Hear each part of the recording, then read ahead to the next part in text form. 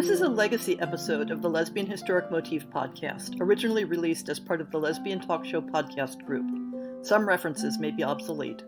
The show looks at lesbian-relevant themes in history and literature, has interviews and discussions about current historical fiction with queer female characters, including fantastic versions of the past, and presents new original historical fiction for your enjoyment.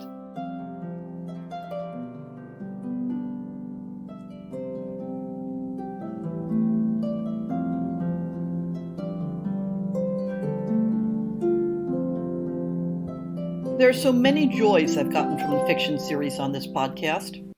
The joy of being someone's first professional sale. The joy of providing a venue for an ongoing series. The joy of coaxing a new story out of an author while waiting impatiently for her next novel. Today's story was written by Jeannelle M. Ferreira, who writes queer historical romance and sometimes poetry.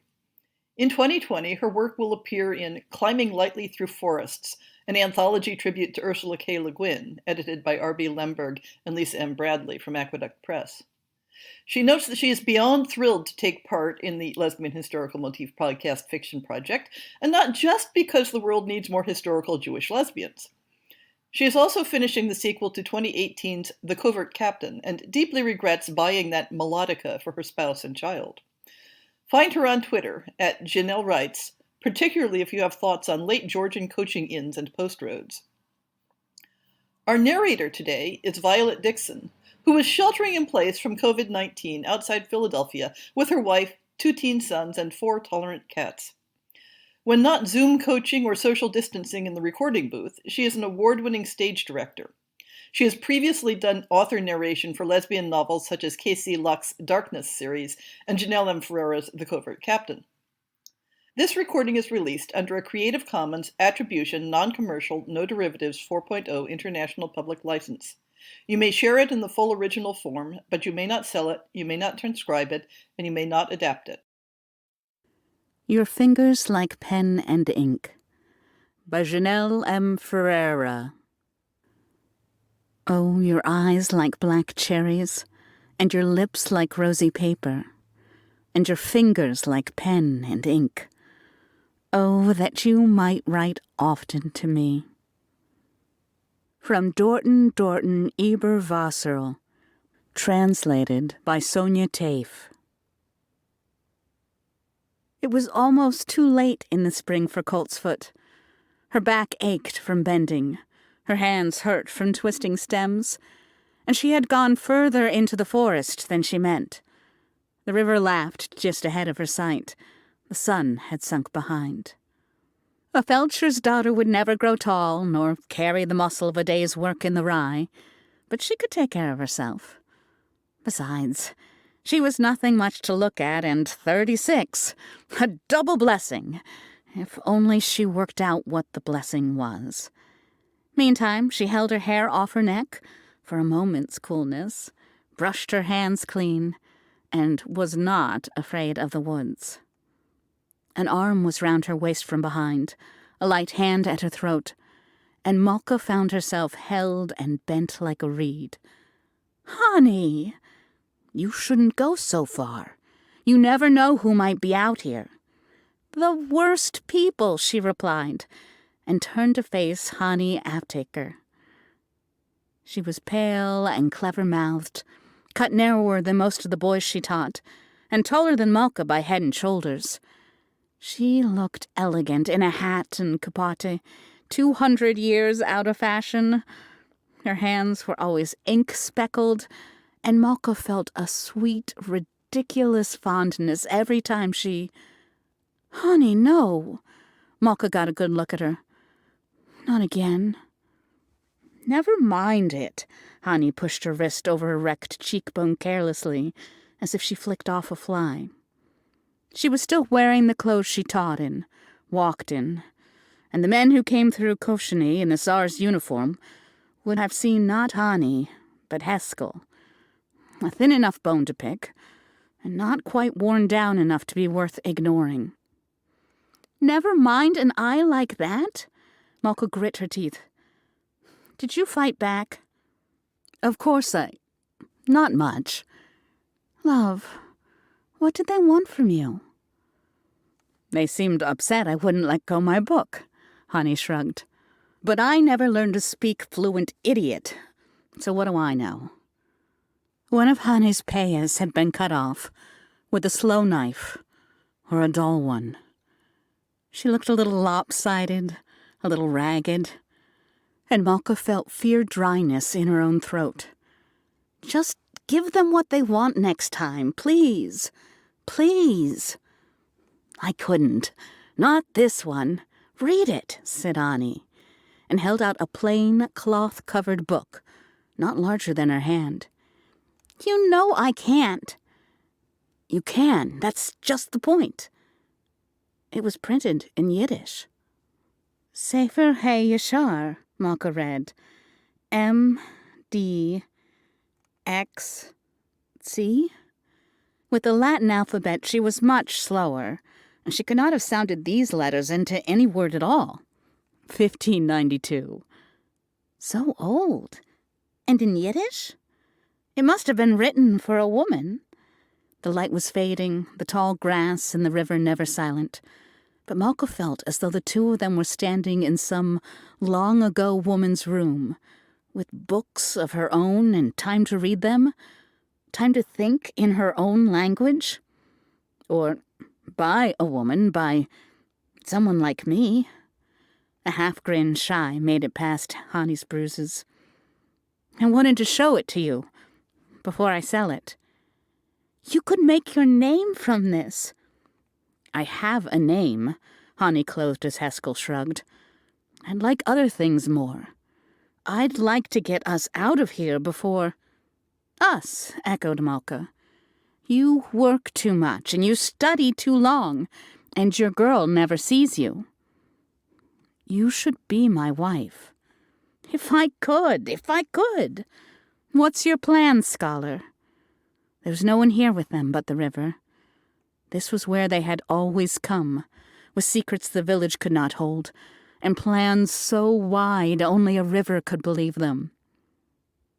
This, Hani topped the book where it lay tucked inside her shirt. I'm taking it to Odessa.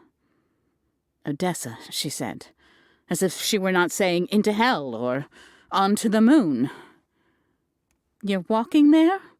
Walk me home. I'm starving. Hani put one of Malka's clean aprons on without tying it. There was a potato for each of them and one for the pan, a little schmaltz but no bread. And Malka would not let her walk 3 streets to the baker's back door in the dark. She took her time brushing the worst of the mud from Hani's jacket, while the room grew warm and the food began to smell worth eating. But there was nothing to be done for the trouser knees, or the hat. That Haskell, the teacher, boarded most often at Nathan the Feldsher's house. Even now there was a stone on Nathan's grave, and his son's. The village knew. All of Koshani knew. Everyone's everything. But they had needed someone underpaid to teach Heder. They needed a Feldsher, too, and a midwife. It was a slim thread of power only. A younger rabbi might have shouted her down. A less fond father married her off. But it gave Malka these 2 rooms, and money, sometimes. She stitched cuts, broke fevers, held babies away from Lilith. And when Hani Apteker had come back to the Feldsher's house, wearing the road dust of Kiev and a pair of trousers, Malka got Koshani's silence in return. Malka, what? You're staring. Malka looked at her. The beaten white of her linen, the blossom white of her shoulder, her dark brows a worried question, her cropped hair and its lone front curl. I want to paint you. No. Hani shook her head. In America, Malka Shani, let me buy you all the colors in the world, but here, paint your roots and leaves, please. We are 400 rubles from America. Malka, nettled, ducked past Hani's reach. It's too much risk. What if someone saw it? What if they see? Malka snorted. She took down her herbal from the room's one high shelf, its weight falling familiar onto her chest, and she let it open across the table, over the tin plates and the salt dish. The book's pages crackled with water wear and long use. Dried buds and brackens sifted onto the tablecloth. There were leaves and roots painted in it. Every plant Malka had picked or distilled or put down in tincture, the undersketches thick at first, and then years and pages passing, clean and fine. Her father's handwriting, and then her own. Better script. For a cough, for bone setting, for wanting something one could not have, for getting something one should not want. In the margins there were pictures, Koshni's fences and livestock, in broad strokes with ink, little pencil drawings of faces and houses, nothing to spend color on, only a village aging with the artist who observed it. The sketch of a young girl by the study house, half a minute's work, except for her plates, long and careful, inked black. A corner some pages later, and the same girl in it, a sack on one shoulder and a book in her opposite hand. 10 pages, 12 pages. A year of young Malka's work slipped past, and here and now Hani's arm had gone round her waist. Drawn in quick as glances, the girl with the black braids in the woman's gallery, in the market square, wearing some boy's stolen hat. More than half through the book, her father's lettering long vanished, Malka found it. An entire, costly page had been given to one subject. Ink and charcoal to catch darkness or light, with touches of burnt umber for eyes and brows, alizarin fading at the lips. It's me. Hani sounded young, as if she had lent her voice to that girl in the portrait. You saw me. I remembered you. You were already gone. I think it was another year before you learned to post a letter. Malka shrugged. I don't think oil and canvas will compound my sins, I'm saying. She woke the next morning in Hani's arms. Very romantic, but for the cover of a book shoving her in the ribs. Hani's questions were still in her head. Why didn't you tell me? Why didn't you ask me not to go? As if the girl Malka had been had ever given words to her own heart. Hani was reading. 2 more volumes were in the bed with them, and sometime near dawn she had been outdoors. Her boots on the floor, too close to Malka's rag rug, were covered in wet grass. Bought bread, she said, then cleared her throat. Persuaded Moshe about some bread. Where's toast, then? I was researching. Hani opened her embrace to indicate the little, plain-bound book between them. The Sefer HaYashar was heavy for something so small, and it did not fall open as easily as it should for a book so very old. Malka was resolute in her skepticism, for all a good feldsher stayed just aside of magic, but there was something. Toast, she said, absolutely firmly, and made her feet touch the floor. Breakfast took no time at all. Even with the last scrape of jam chased from the jar, there were no dishes, and there was only one road out of the village. It was a clear morning, no clouds, no damp, nothing to slow a person well used to walking. Hani sat on the table's edge, badly dented cap in one hand. She had always been the kind to read 5 books before speaking one word, but she seemed to wait now for some permission Malka scarcely knew how to give. You can't go to Odessa dressed like the milkman. Malka lifted the floorboard, beneath which everything of value, paints, sketchbook, 50 rubles, and her father's own herbal, was hidden, and pulled up something squared and soft, kept from the earth's touch by oilcloth and a layer of plain linen tucked through with white mint and thyme. It was a young man's suit, a sharp Warsaw suit, maybe only 5 years old. It had pinstripes, jet buttons, a wing-collared shirt.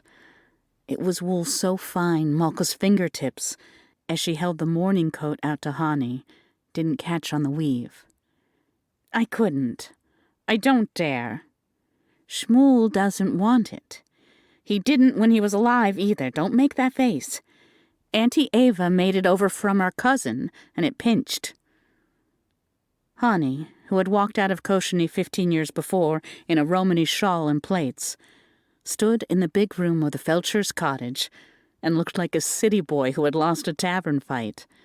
Malka's voice was a wet sound on stones all over again.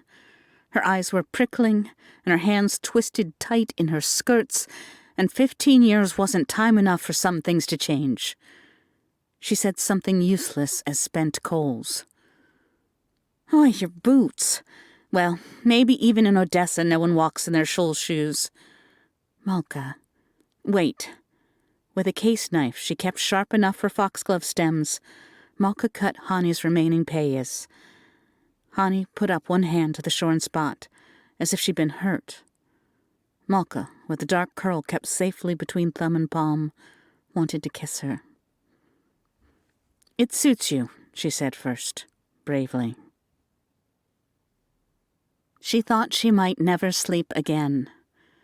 The rain was a drum on the roof thatch. The wind was full of women's voices, and the Felcher's house smelled acrid from 3 ointments she had let burn.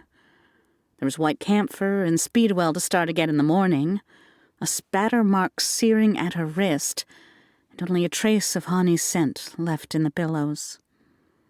The butcher's dog was barking, then the hatmaker's dog, then the paper seller's dog 2 doors beyond. She was no longer used to this, to the nonsense of being a woman alone in a house.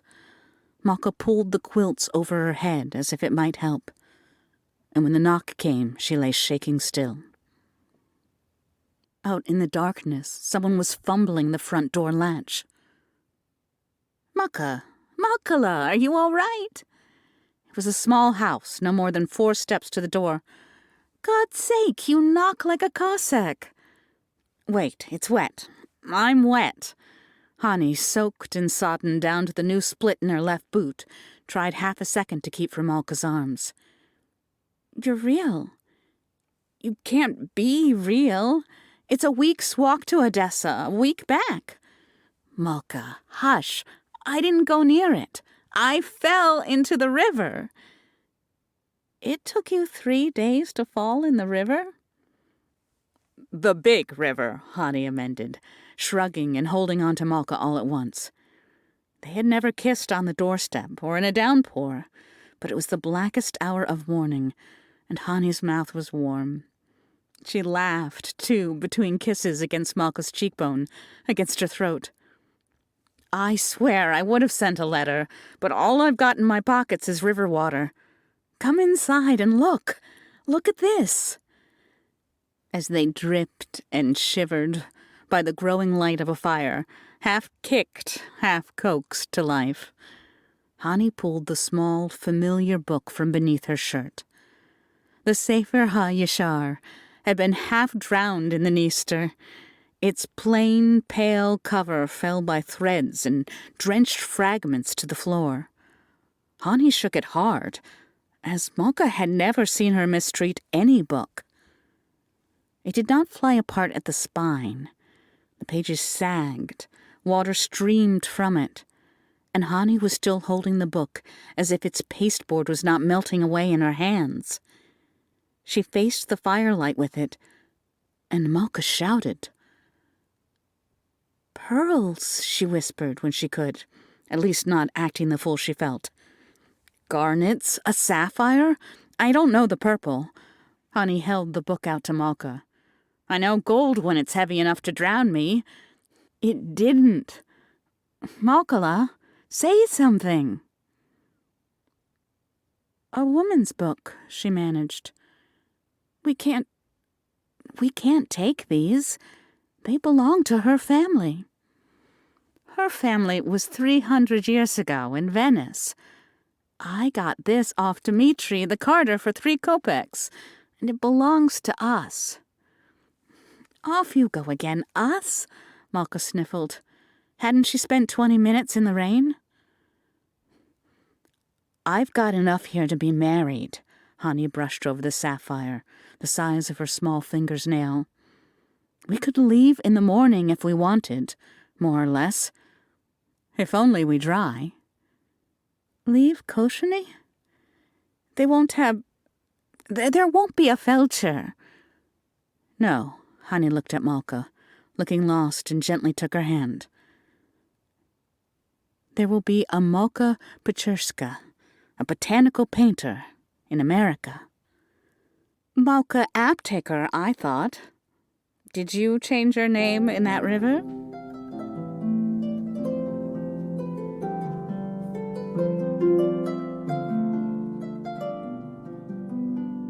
I hope you've enjoyed this episode of the Lesbian Historic Motif Podcast.